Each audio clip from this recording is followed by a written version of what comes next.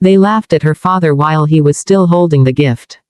The music was loud. Crystal lights shined above the giant hall. Rich people in shining clothes stood around round tables covered in gold cloth. And in the middle of it all, a simple man in an old but clean suit stood frozen, his hands shaking. His daughter saw everything, and something inside her broke forever. Sophia Carter was 23 years old. She came from a small town outside Dallas. Her father, Daniel Carter, had worked as a mechanic his whole life. Grease never fully left his hands, no matter how hard he scrubbed.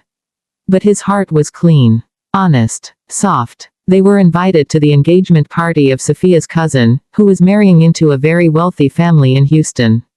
The invitation itself felt like a warning. Formal attire required. Black tie event. Exclusive venue. Sophia knew they didn't belong there. But her father smiled that night. Family is family, he said softly. We go with respect. He had saved money for 3 months to buy a small gold necklace as a gift for the bride.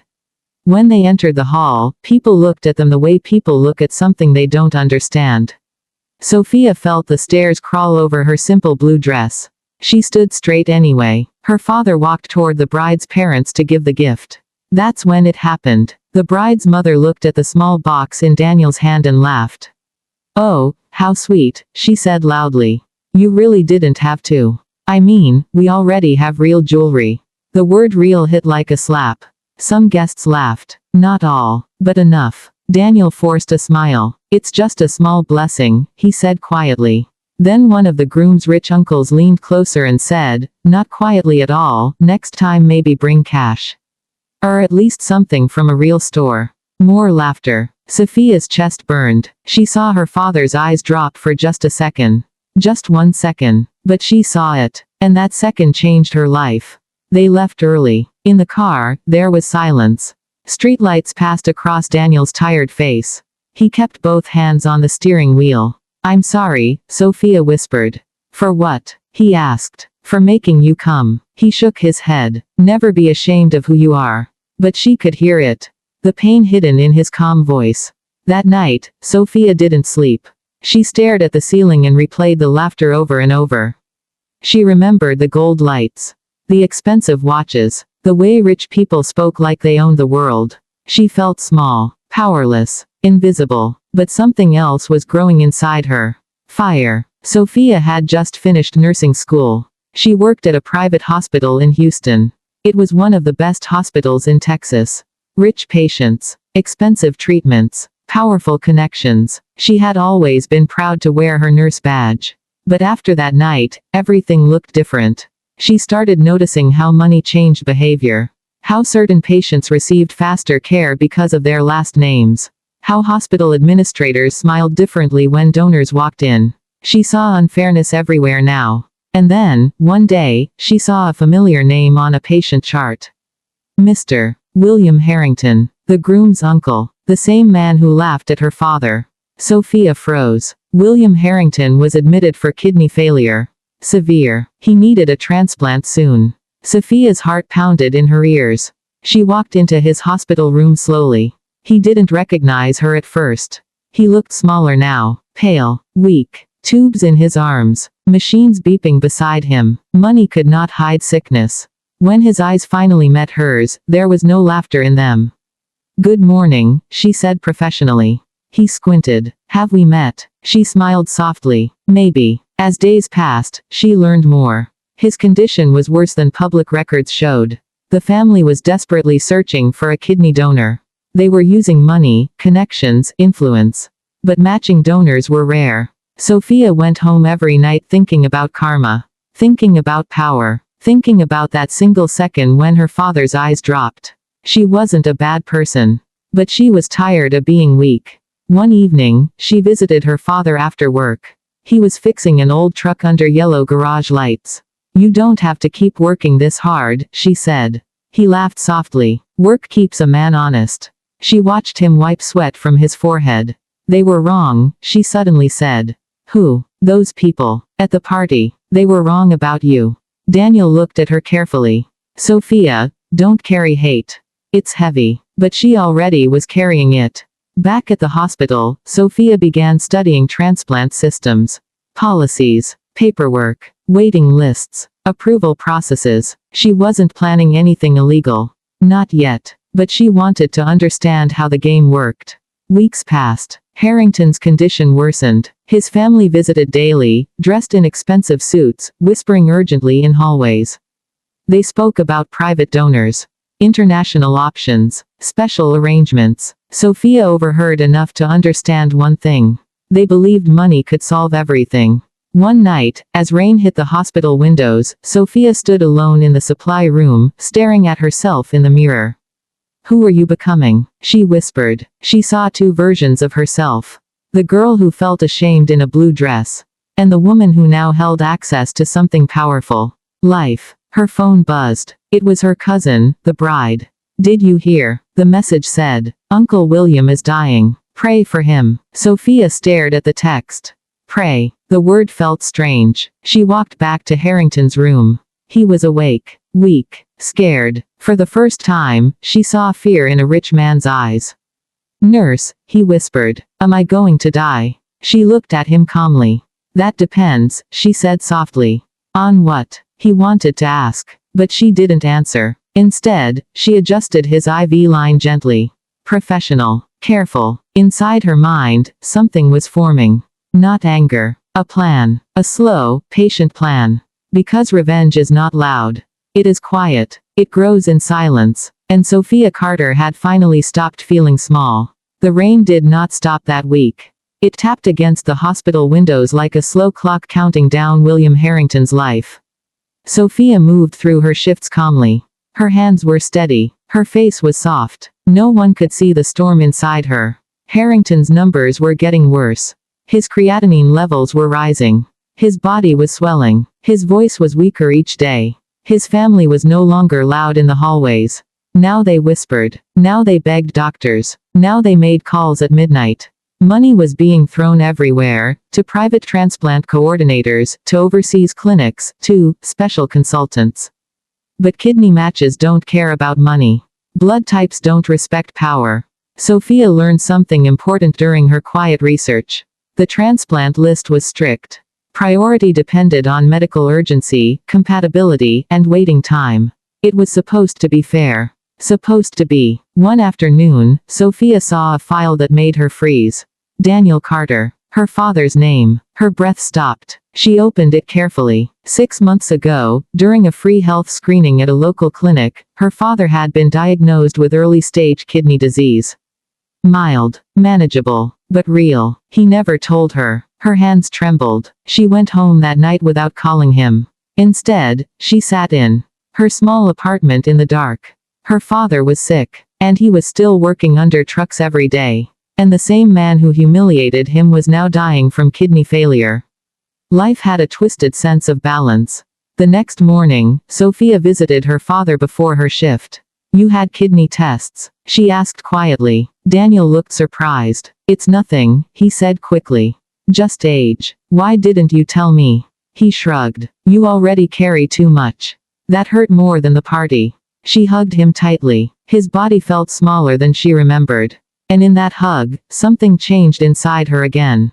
This wasn't about revenge anymore. This was about power. About protection. Back at the hospital, Harrington's condition became critical. Doctors placed him at higher urgency status on the transplant list. But still, no perfect match. Then, something unexpected happened.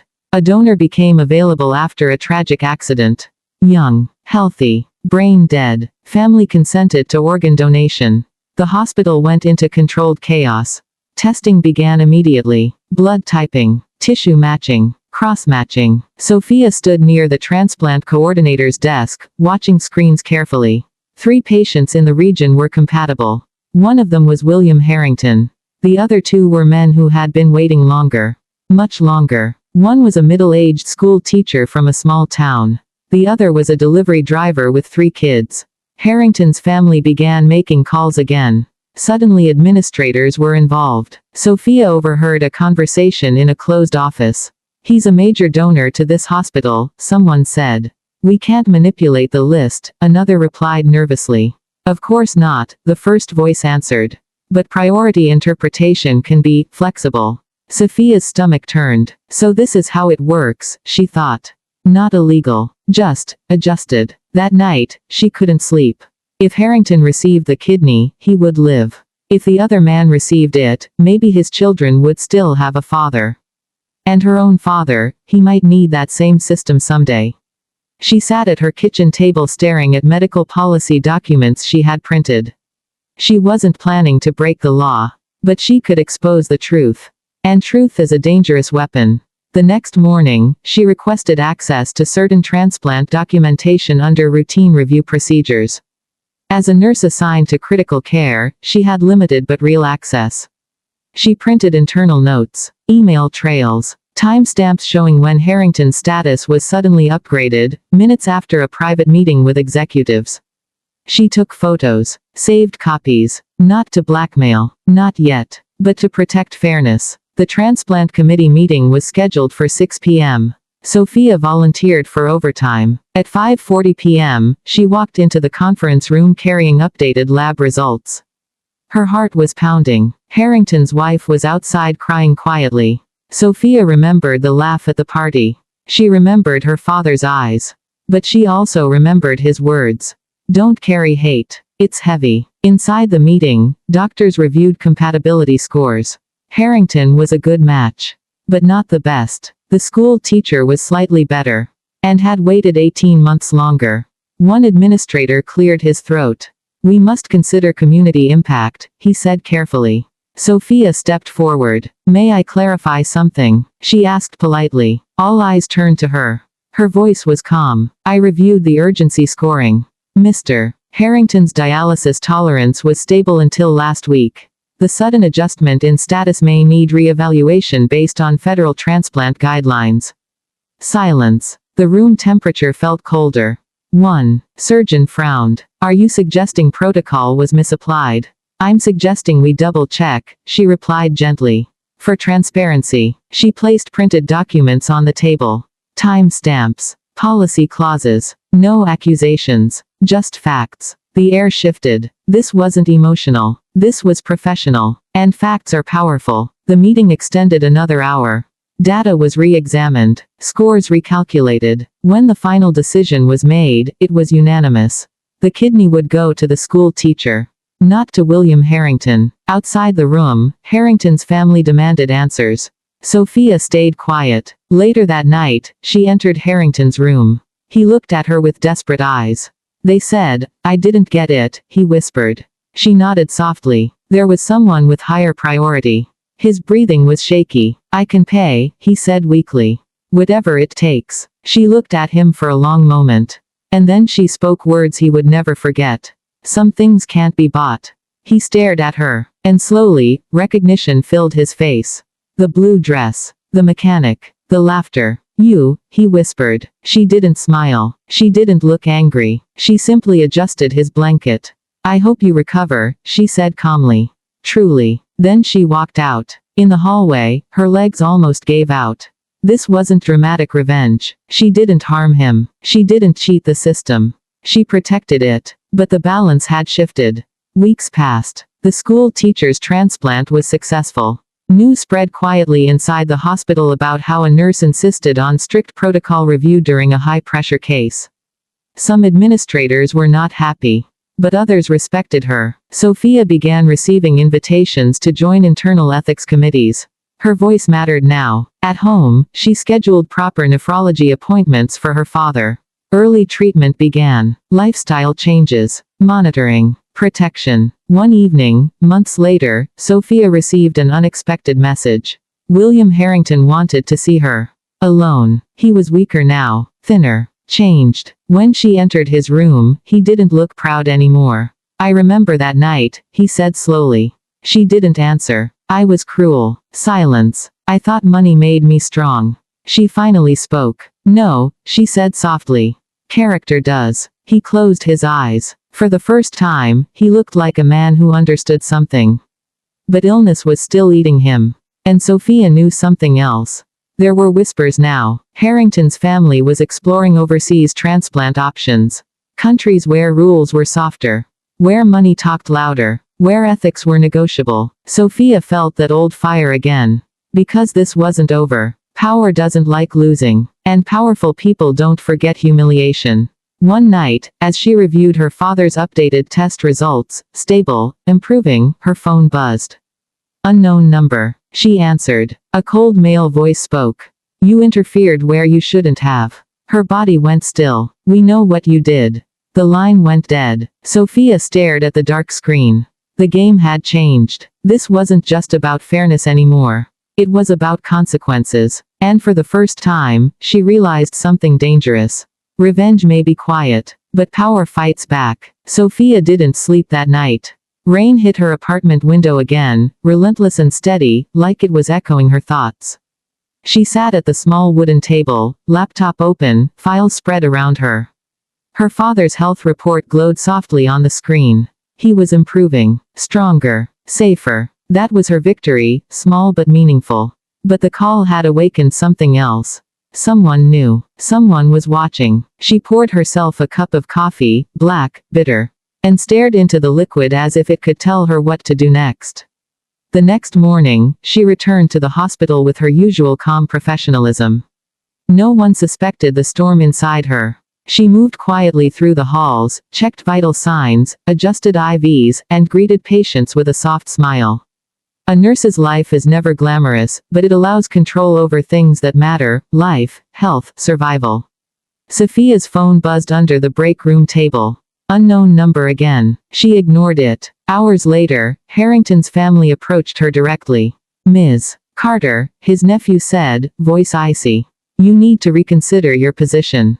You have influence. You could help him. Sophia looked at him evenly. I don't influence medical decisions outside of protocol, she said softly. Ethics come first. He clenched his fists. Do you know who we are? I know, she said, finally letting a trace of steel creep into her tone. And I know how fragile power is when health fails. They walked away, muttering, and she let herself exhale. But inside, she smiled faintly. The hunt had begun. That evening, she started building her plan. Not revenge for revenge's sake. Not cruelty. Something slower. Strategic. A lesson in humility. She began digging deeper into Harrington's business empire. Real estate holdings. Offshore accounts. Corporate connections. Lawyers. Every detail she could legally obtain. Every loophole. Every weakness. At the same time, she improved her own skills. Advanced certifications. Ethics boards. Hospital committee memberships. Networking with lawyers and journalists subtly. She built a reputation as the one who couldn't be bribed, the one who always found the truth. Her life was no longer just nursing. It was preparation, observation, patience. Weeks turned into months. Harrington's health declined despite treatment. He was forced to travel abroad for expensive procedures. Each time, Sophia followed quietly, monitoring from afar. She never interfered illegally. She only learned, cataloged, calculated. And her father, he thrived. His kidney treatment stabilized him. He started small community health workshops to help people who couldn't afford proper care.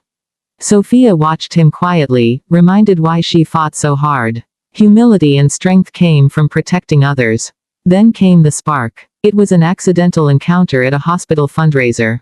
Harrington himself was present, looking weak, aged beyond his years, yet still dressed in crisp designer suits. He didn't recognize Sophia at first. He was surrounded by business partners, laughing loudly, making deals.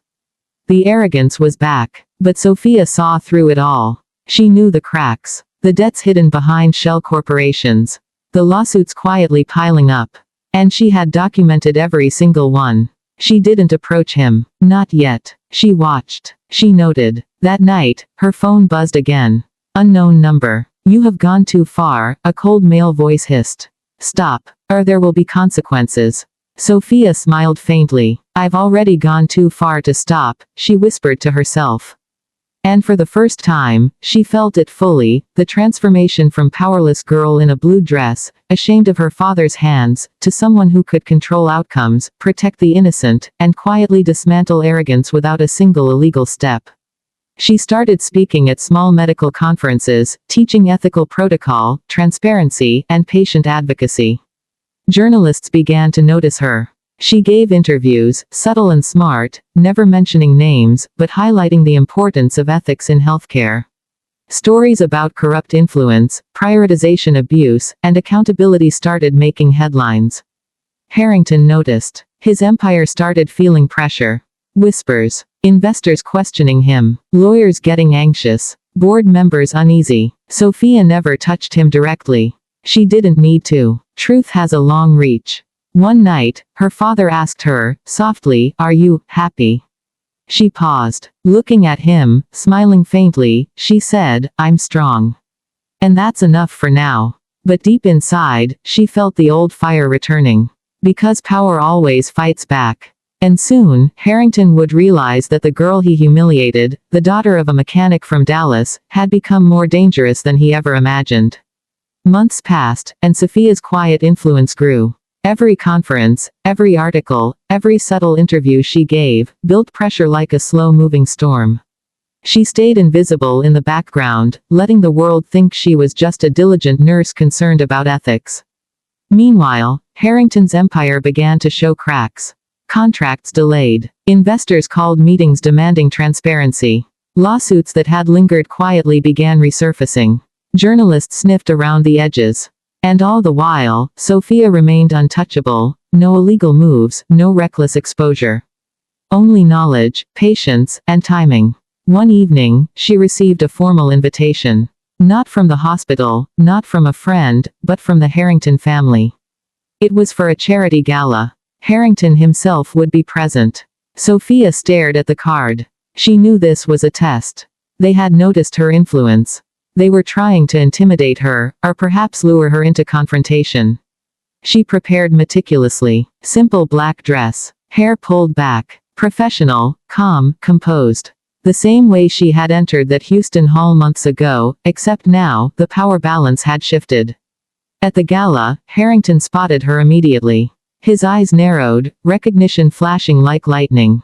He tried to mask it with a polite smile, but it was weak, forced. He had not expected to see her here, at a place he considered his playground. Sophia walked past the glittering tables with her usual calm. She overheard whispers, guests noticing the young nurse in attendance, curious why she was here. She let it slide, let it build. Every glance, every hushed comment was a piece of her growing strategy. Finally, Harrington approached her. His voice was low, controlled. "Ms. Carter," he said, "you seem out of place." She tilted her head slightly, soft smile. "Perhaps I'm exactly where I'm supposed to be." He laughed nervously. "A nurse. Here among people who understand the world." "Maybe," she replied. "Or maybe I understand it better than most." Harrington faltered. He could feel it. This was no longer a girl ashamed of her father. This was a woman who knew exactly how to play the long game. Over the next hour, Sophia observed everything. Harrington tried to maintain his charm, his facade of control, but subtle cracks began to show. A board member asked a pointed question about transparency. An investor questioned his past decisions. Sophia watched silently as his carefully curated empire trembled under the weight of scrutiny. She didn't intervene directly. She let the network of accountability, ethics, and law work quietly, like gears in a well-oiled machine. Later, she stepped onto the balcony for fresh air. Rain had returned, light and rhythmic. She pulled her coat tighter and looked at the skyline, dark and shining with distant lights. Her phone buzzed. Unknown number again. "You were making a mistake," the voice said. "You don't understand who you are dealing with." She smiled faintly. "I understand exactly who I am," she whispered. "And I will not forget where I came from." The voice threatened more, then hung up. Sophia's hands tightened around the phone. She knew the real game was beginning. This wasn't just about exposure anymore, it was about survival. Harrington had power, money, and influence. But now, she had patience, precision, and the law, and something else he lacked, fearlessness. Back at home, she opened a new folder on her laptop. Every document she had collected, legal filings, financial reports, internal memos, was organized and ready. She wasn't impulsive. She wouldn't act recklessly. But she was prepared. Her father called from the garage that night. "Dinner's ready," he said. Sophia smiled softly. "I'll be there in a minute." She closed her laptop, leaving the storm of plans for another night. She stepped out into the kitchen, the smell of his cooking comforting. For a moment, she allowed herself peace. But she knew it would be brief. Power doesn't forgive, and neither does someone who has learned the pain of humiliation, and how to transform it into quiet, unstoppable strength. Sophia's transformation was almost complete. From the girl who had trembled in a blue dress, ashamed of her father's hands, to the woman who would one day decide not just fairness, but consequences. The storm outside grew louder. And so did the one inside her. Weeks turned into months, and Sophia's reputation quietly solidified. Within the hospital, she became a trusted voice on ethical committees. Outside, whispers of her influence began to ripple through the medical community. She never took credit, never boasted. But her presence alone changed conversations, protocols tightened, favoritism was questioned, and the rich and powerful began to notice that she could not be swayed. Harrington, weakened but still arrogant, tried to reassert control. He met with lawyers, tried to buy influence, and even sent intermediaries to convince her to step aside. Each time, Sophia listened calmly, made notes, and smiled politely. None of his offers threatened her. Not yet. She had a bigger plan. One rainy evening, she received an email from a journalist she had subtly tipped off months earlier. The message was simple. Are you ready? We have the story. Names, dates, emails, everything. Let me know if you want to move forward. Sophia stared at the screen. Her fingers hovered over the keyboard. She could publish now. Expose the unfair prioritization in transplants, the manipulated donor lists, the pressure Harrington's family applied, all while protecting patients' identities. The storm she had been building silently could be unleashed in a single click. But she didn't act immediately. That wasn't her style. She wanted the timing perfect. Her father noticed her distraction. Something on your mind? He asked one evening as they had dinner. She shook her head, smiling faintly. Just work, she said. But he knew her too well. You've changed, he said softly. You're stronger. But, careful, Sophia. Power has its dangers. I know, she replied. I've learned. Harrington's empire continued to show cracks. His offshore accounts were under audit. Investors were demanding transparency. Lawsuits quietly mounted. And in the hospital, policies tightened. Doctors and nurses whispered about the young nurse who had quietly shifted the balance of power. Then came the perfect moment. Harrington was to attend a major charity gala, one broadcasted live for local news. Media from every angle, cameras capturing every smile and gesture. His public image was fragile, and the slightest misstep would be magnified. Sophia had already placed subtle tips with investigative journalists, all carefully worded, all verifiable. Names, dates, and documents were ready. She didn't need to be seen. She didn't need to be heard. She only needed to let truth do its work. The night of the gala, Harrington walked the red carpet, proud and smiling. But inside, he felt unease. He couldn't explain. Whispers in the hall, subtle glances from journalists he hadn't noticed, something was off. Backstage, Sophia watched the live coverage on her phone. She remained in the shadows, calm, silent, but fully present. The first news alert appeared on screens and social feeds.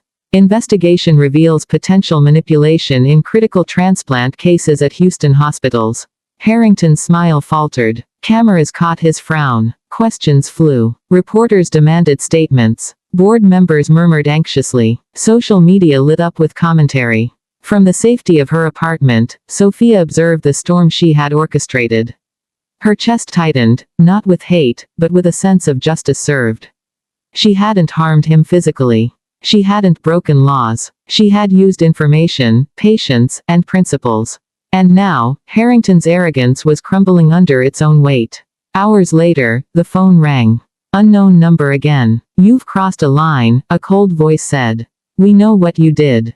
Sophia smiled faintly, her hand steady. I didn't cross a line, she said softly. I drew one. Silence. Then the line went dead. She placed the phone down and leaned back. The rain outside had stopped. A calm night, yet inside her, the storm had never felt more alive. Her father peeked in from the kitchen. Are you okay? She smiled warmly. Better than ever. And stronger too. Because Sophia Carter had learned the most powerful lesson of all: you don't need wealth to wield influence. You don't need arrogance to command respect. You only need patience, knowledge, and the courage to protect what matters. And for the first time, she realized the final truth. The girl who had trembled in a blue dress at a rich family's function was gone. In her place stood a woman who could move mountains quietly, and who was just getting started. The storm had begun, and it would not stop with Harrington. The morning after the gala, Sophia walked into the hospital with quiet confidence. The media frenzy over Harrington's exposure had not yet reached the hospital floor, but the ripple effect was palpable. Administrators whispered in corners. Doctors glanced her way with respect, and maybe a hint of fear. Harrington hadn't called. Not yet. And Sophia didn't expect him to. He was the type to let pride simmer while panic silently took hold. Her father, Daniel, noticed the change in her demeanor. He placed a hand on her shoulder as she passed by the garage. "You're different," he said softly. "More like steel than flesh." "I've learned," Sophia replied. Her voice was calm, almost soothing. But inside, a fire burned. She had tasted the power of patience and precision. She had seen what careful moves could accomplish. The next day, an unexpected visitor arrived at the hospital, one of Harrington's junior executives. He requested a private meeting with Sophia. I'm here on behalf of Mr. Harrington," he stammered. "He wants to speak with you. Privately. It's urgent." Sophia looked at him calmly. "I don't take instructions from him," she said softly. "But I can listen." The meeting was arranged for a quiet conference room. Harrington himself was not present, at least, not yet. The young executive entered, visibly nervous. He wants to understand how this happened. And he wants to ensure no one else undermines him. He's concerned about his reputation. Sophia leaned back, her eyes steady. "His reputation," she said. "He damaged it himself. You can't protect arrogance with money." The executive flinched. I wasn't expecting this tone." "That's the point," Sophia said softly. "People always expect compliance. They never expect truth." Weeks passed. Harrington's empire began crumbling quietly but effectively. Investors pulled out. Media investigations deepened. Board members hesitated. Legal teams scrambled. And Sophia, she remained calm, observing, cataloging, learning. One evening, she received another call from an unknown number. The voice was cold, threatening. "You think this is over?"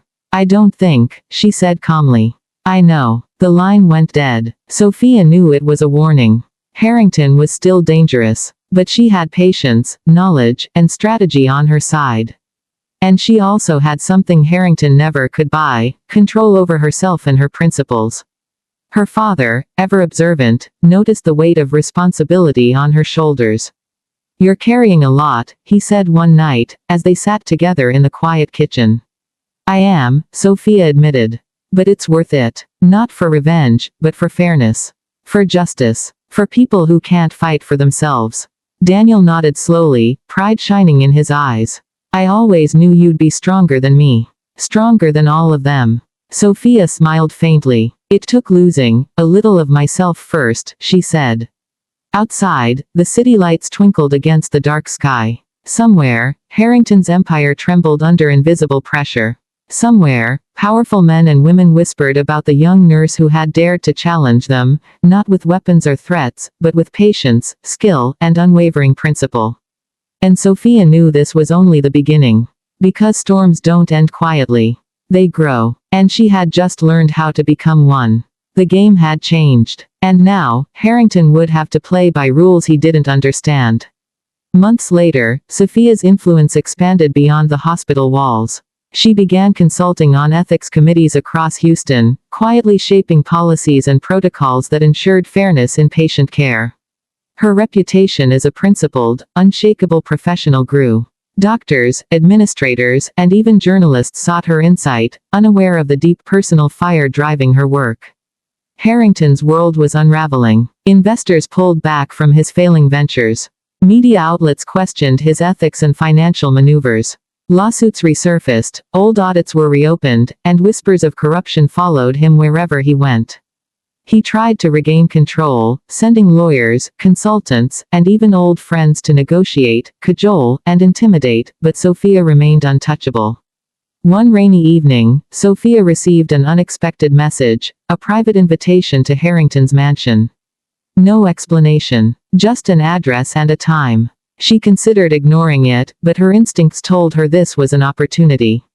Not for confrontation, not for revenge, but for the final move in a carefully orchestrated game. That night, she dressed simply in black, but her posture radiated power. She drove through the quiet streets of Houston, rain glinting off her windshield, and arrived at the mansion. Security, accustomed to Harrington's whims, hesitated for a moment before letting her in. Inside, the grand foyer glowed with crystal chandeliers and expensive marble floors. Harrington appeared, pale, tired, but still trying to maintain the air of control he always carried. "Sophia," he said cautiously, you've been busy." "I've been observant," she replied calmly. "And I've learned a lot." He swallowed hard. "I want to understand. How did you do it? How did you expose everything?" She smiled faintly, letting the weight of her presence fill the room. "I didn't do anything illegal. I simply watched, documented, and let truth speak. That's something money can't buy." Harrington's eyes narrowed. "You've ruined me," he whispered. "No," she said softly. "You ruined yourself. I just made sure others saw it. And I protected those who couldn't protect themselves, your victims, if you will." He looked down at the floor, a rare crack in his armor. For the first time, he was powerless, not from illness, not from circumstance, but from principle. Sophia took a slow step forward. "Power isn't what you think it is. Money isn't power. Influence isn't power. Strength is power. Patience, knowledge, integrity." He looked up, defeated. His arrogance gone, replaced with something heavy, recognition, humility, fear. She turned to leave. Harrington's voice stopped her. "Wait, what now? Will you ruin everything completely?" She smiled faintly, without turning. "I don't need to. Life has a way of balancing itself." Outside, the rain had stopped. The city breathed quietly under streetlights. Sophia walked to her car, her steps steady, calm, purposeful. She had transformed completely, no longer the girl who trembled in a blue dress at a rich family's party. She was someone unstoppable, precise, and principled. But even as she drove away, she knew one thing: this was only the beginning. Harrington's fall was public, but the world was full of arrogance, corruption, and injustice. And Sophia Carter had learned how to meet it, not with hate, but with skill, patience, and relentless resolve. The storm inside her had become a force of nature. And it would not stop here. Rain hammered the streets of Houston like a warning. Sophia's car slid quietly through the slick roads, her hands steady on the wheel. The city seemed alive in the storm, reflections of neon and headlights rippling across puddles. She hadn't spoken to her father since the last night at Harrington's mansion. She didn't need to. He trusted her instincts. He had seen the fire in her eyes long ago, and he knew better than to try to temper it now. At home, the small apartment was quiet. The only sound was the soft hum of the refrigerator. Sophia set her bag down and poured herself a cup of coffee, strong and black. She sat at the kitchen table, staring into the dark liquid as if it could mirror her thoughts. For months, she had waged her silent war. Each move precise, each decision calculated. And now, finally, she could see the outcome beginning to take shape.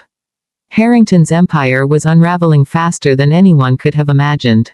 Every headline carried whispers of scandal. Investigations were underway. Banks questioned transactions. Shareholders demanded accountability. The arrogance that had once protected him like armor now became his undoing. And yet, despite all this, he still posed a threat.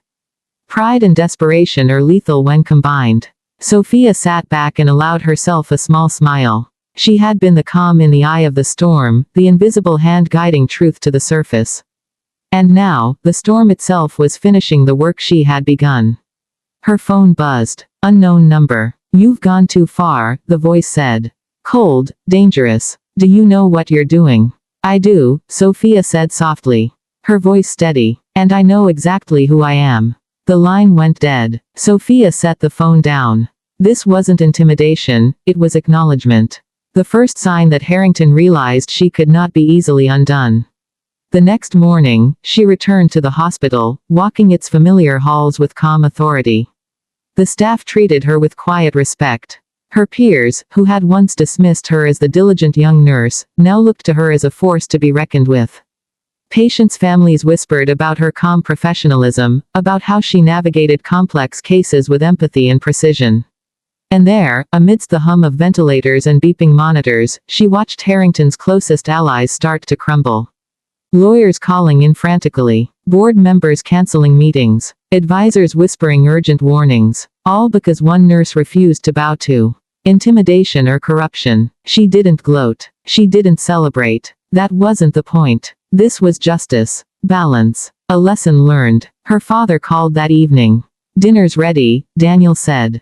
His voice carried warmth and pride. Sophia walked into the kitchen and found him standing by the stove, stirring a pot of something simple, hearty, and fragrant. "You're changing the world," he said softly, placing a hand on her shoulder. "One step at a time." "I'm just making sure the rules matter," Sophia replied.